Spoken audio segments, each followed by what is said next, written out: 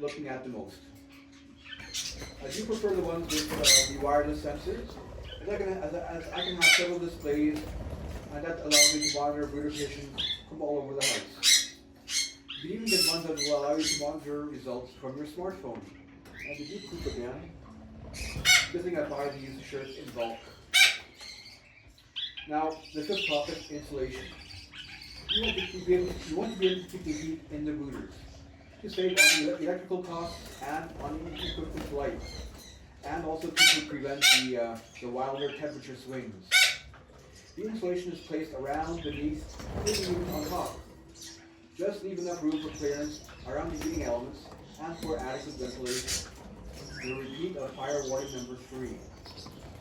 I have used two types of insulation here with great success: the rigid foam insulation and foil bubble wrap.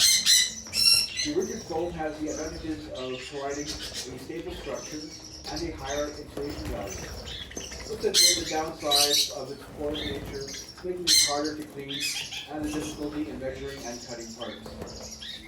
Foil bubble wrap, used here, has the advantages of being easy to clean and use, and easy to measure, cut, and to put on the rooters. But it does have a lower insulation value, even when using several layers.